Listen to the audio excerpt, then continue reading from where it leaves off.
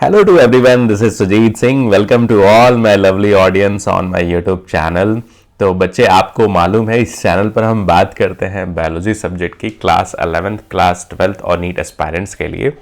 और अभी की जो करंट सीरीज चल रही है वो है न्यूरल कंट्रोल एंड कोऑर्डिनेशन। ठीक है, तो बच्चे इस सीरीज का ये 9th पार्ट है और इससे पहले हमने बहुत सारे इंपॉर्टेंट टॉपिक को अंडरस्टैंड किया है और ये क्लास 11th का एक बहुत इंपॉर्टेंट चैप्टर है ह्यूमन फिजियोलॉजी का। ठीक है, तो इसे अगर आप मेरे चैनल पर नए हैं तो आप पुराने वीडियोस को जाकर के देखिए और अपनी एनसीईआरटी को या अपनी किसी भी रेफरेंस बुक को एटलीस्ट एक बार आप जरूर रीड करना। ठीक है, और साथ में मुझसे कनेक्ट होने के लिए मुझे आप इंस्टाग्राम पर भी फॉलो कर सकते हैं, मेरे दिए हुए व्हाट्सएप नंबर पर भी आप मुझसे कनेक्ट हो सकते हैं। ठीक है, तो चलो स्टार्ट करते हैं आज का टॉपिक। तो बच्चे जो आज का टॉपिक है ना वो है ह्यूमन ईयर के बारे में हम बात करेंगे। लास्ट टॉपिक में हमने बात किया था ह्यूमन आई के बारे में। तो जो आज का टॉपिक है ना बच्चे वो है ह्यूमन ईयर। देखो, ईयर का जो मेन फंक्शन है ना बच्चे वो तो सभी को पता है कि ईयर का फंक्शन है, हम किसी भी चीज को जब सुनते हैं ना बच्चे वो हम अपनी ह्यूमन ईयर के हेल्प से सुनते हैं। ठीक है, ये एक तरह का सेंसरी ऑर्गन है जो हमें किसी की बात को सुनने में क्या करता है बच्चे, हेल्प करता है। तो एक बात तो समझ में आया बच्चे कि इसका जो फंक्शन है वो है, पहला बच्चे क्या है, एक तो है बच्चे हियरिंग पर्पस से। क्या है बच्चे, हियरिंग पर्पस से। बट आपको मैं बताऊं बच्चे कि हियरिंग ही सिर्फ ईयर का फंक्शन नहीं होता है, इसका मेन फंक्शन जो है ना बच्चे वो है आपके बॉडी के पोस्चर को मेंटेन करके रखना। ठीक है, तो maintenance of body, maintenance of body posture या बॉडी बैलेंस बोल सकते हैं। ठीक है, ठीक है, मींस आपका सीधे खड़ा होना, बॉडी को बैलेंस करना, ये किसका काम है, ईयर का काम है। ठीक है, अब बेसिकली होता क्या है ना बच्चे कि ये ईयर के दो मेजर फंक्शन है। अगर मैं बात करूं कि ईयर जो है वो एक तरह का क्या है, तो ईयर जो है वो एक तरह का सेंसरी फंक्शंस परफॉर्म करते हैं। तो यही एक क्या है बच्चे, सेंसरी फंक्शंस है। टू सेंसरी फंक्शन, ये बात क्लियर हुआ।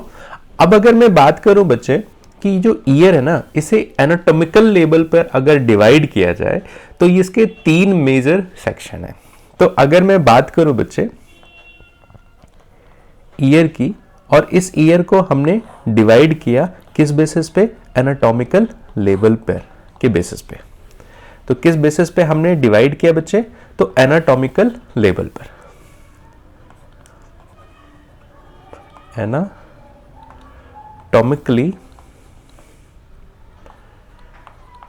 Human ear divided into 3 major section, 3 major section. ठीक है, अब देखो बेसिकली अगर मैं यहां पर बात करूं बच्चे तो हमने बात किया आउटर ईयर की।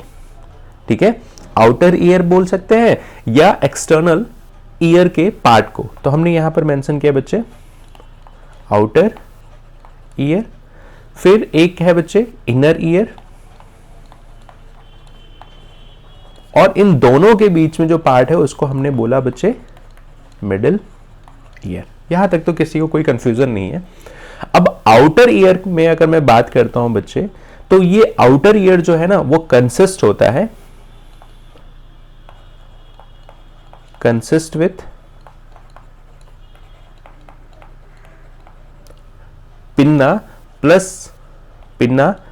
प्लस एक्सटर्नल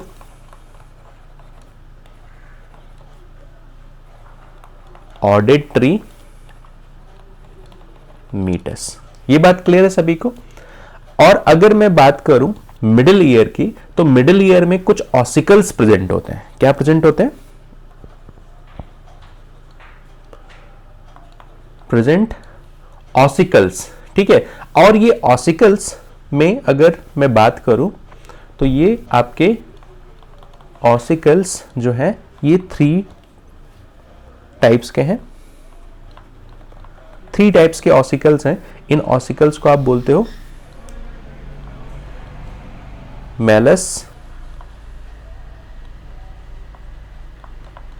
प्लस इनकस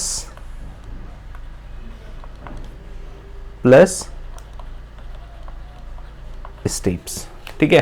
तो ये आपके मिडिल ईयर के पार्ट है। ये बात सभी को क्लियर है। अब अगर मैं यहीं पर बात करूं बच्चे, अगर मैं यहीं पर ह्यूमन ईयर के डायग्रामेटिक व्यू को देखा जाए बच्चे, तो बेसिकली ये ह्यूमन ईयर का एक पार्ट है। अब देखो होता क्या है, हमने आउटर ईयर में बात किया कि जो पिना है प्लस एक्सटर्नल ऑडिटरी मीटस है, तो पिना जो है ना बच्चे, आप ध्यान से देखना कि ये एक तरह का क्या है, मसल वेस्टिजियल है। It is a muscle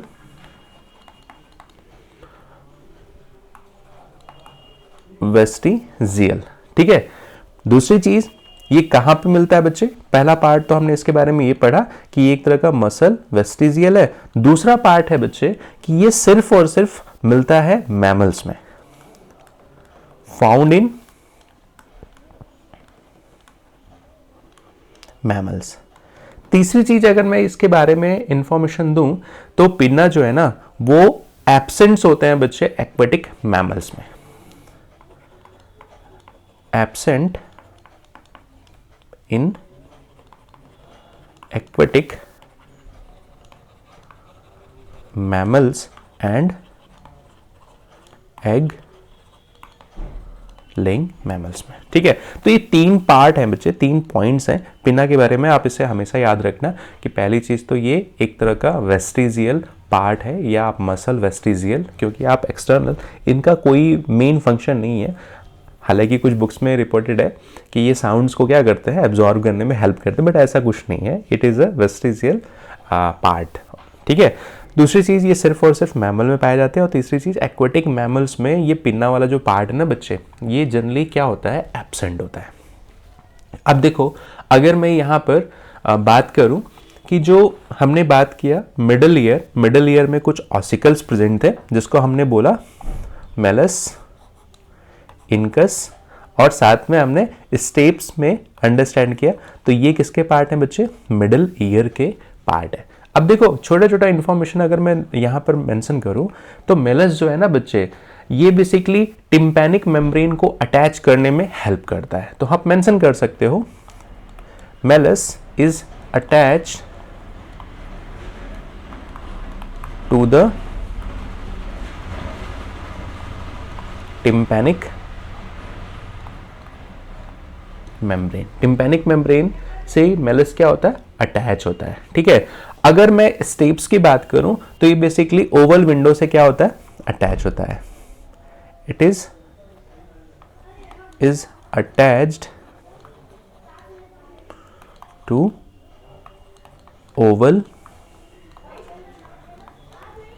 window of cochlea, ठीक है।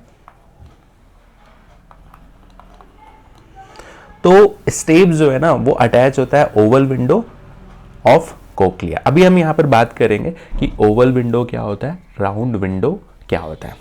फिर अगर मैं यहां पर ऑस्टियन ट्यूब्स के बारे में बात करूं बच्चे, ऑस्टियन ट्यूब्स जो है ना वो कनेक्ट होता है, कनेक्ट द मिडल, ऑस्टियन ट्यूब जो है ना वो हेल्प करता है middle ear cavity with pharynx, ठीक है। ये बात सभी को क्लियर है। और साथ में साथ ये जो टिम्पैनिक मेम्ब्रेन है इसी को हम बोल देते हैं क्या, ईयर ड्रम। और साथ में एक ऑस्टियन ट्यूब का एक और फंक्शन है बच्चे, इसको भी आप याद रखना कि ये बेसिकली क्या काम करता है ना, कि जो एयर का प्रेशर होता है ना उसको इक्वलाइज करने में हेल्प करता है। तो Eustachian tube also role in equalising the air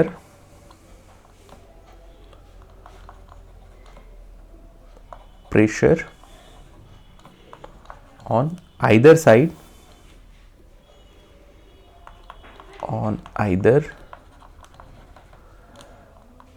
of ear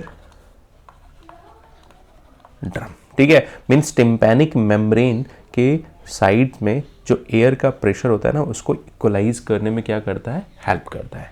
दूसरी चीज़, अगर मैं यहाँ पर एक्सटर्नल ऑडिटरी को देखूँ, एक्सटर्नल ऑडिटरी कैनाल पार्ट को देखूँ, तो बेसिकली ये एक तरह की ग्लैंड होती है जो वैक्स को रिलीज करती है। तो आप कह सकते हो इट प्रोवाइड वैक्स ग्लैंड। ठीक है, साथ में इसका शेप कैसा होता है, तो पहला पार्ट तो ये वैक्स प्रोवाइड करता है, दूसरा पार्ट जो है बच्चे इनका शेप जो है वो एस शेप्ड है। तो देखो बच्चे, हमने यहाँ पर अंडरस्टैंड किया कि ह्यूमन ईयर जो है ना उसको अगर एनाटॉमिकल लेवल पे अंडरस्टैंड किया जाए तो इनके कुछ पार्ट हैं, जिसमें हमने बात किया outer ear. Outer ear basically consist होता है पिन्ना प्लस मीटस। ठीक है, ऑडिटरी मीटस। पिन्ना को हमने अंडरस्टैंड किया कि ये एक तरह का वेस्टिजियल मसल है। मिडल ईयर में अगर मैं बात करूं तो यहाँ पर कुछ ऑसिकल्स प्रेजेंट हैं जो 3 तरह के होते हैं, मैलस, इनकस और स्टेप्स। और इनर ईयर को हम अभी आगे चल के और डिटेल में अंडरस्टैंड करेंगे। ठीक है, तो देखो बच्चे, अगर मैं इस चीज को मिडिल ईयर के पार्ट को मैं थोड़ा सा डिफाइन करूं, तो देखो मिडिल ईयर के पार्ट को अगर थोड़ा सा स्ट्रक्चरली में डिफाइन करूं तो आप इसको इस तरीके से समझो, ये जो है ना बच्चे मिडिल ईयर है। ठीक, अब देखो ये जो पार्ट है ना बच्चे, इसी को हमने बोला टिम्पैनिक मेम्ब्रेन। इसी को हमने क्या बोला, टिम्पैनिक मेम्ब्रेन। तो ये क्या है आपका,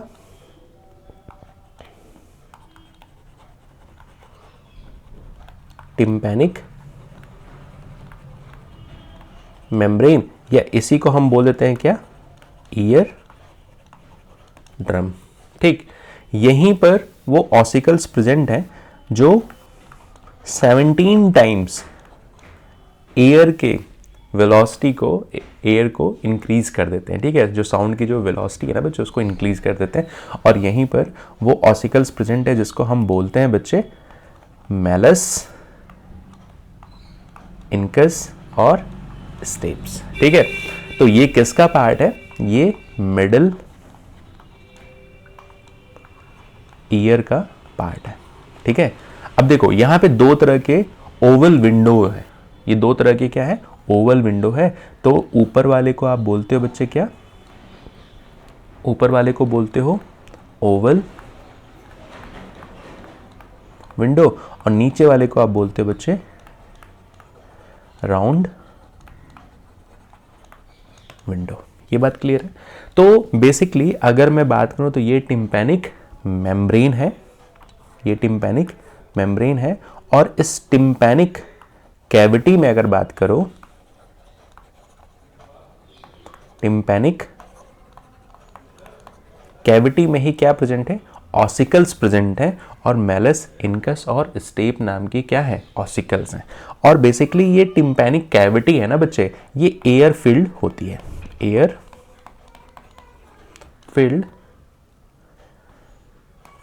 कैविटी मींस चैम्बर ये प्रेजेंट है। अब बेसिकली इस एयर फिल्ड चैम्बर में होता क्या है बच्चे, तो यहां पर एयर का pressure, air pressure plus atmospheric pressure, atmospheric pressure को क्या किया जाता है, इक्वलाइज किया जाता है। हमने यही चीज अंडरस्टैंड किया बच्चे।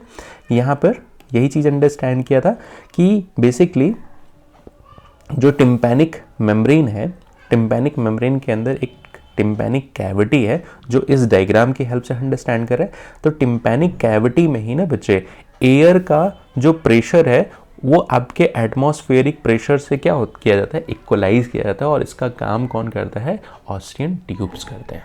ये बात सभी को क्लियर है? तो बच्चे अभी तक हमने बेसिक अंडरस्टैंडिंग डेवलप किया कि ह्यूमन ईयर को एनाटॉमिकल लेवल पर 3 टाइप्स में डिवाइड किया गया है, और इस 3 पार्ट्स में हमने आउटर लेयर और मिडिल लेयर को काफ़ी अच्छे से अंडरस्टैंड किया। तो आप बच्चे मेरे चैनल के लिंक को ज़्यादा से ज़्यादा लोगों में शेयर कीजिए।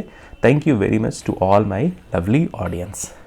अगली क्लास में हम अंडरस्टैंड करेंगे इनर ईयर के पार्ट को, और वहाँ पर हम अच्छे से अंडरस्टैंड करेंगे इनर ईयर में लेबिरिंथ क्या होते हैं, बोनी लेबिरिंथ क्या होते हैं, कॉक्लिया का क्या रोल है। तो बच्चे मेरे चैनल से कनेक्ट रहिए, ज़्यादा से ज़्यादा लोगों में शेयर कीजिए ताकि सभी बच्चों का बेनिफिट हो। Thank you.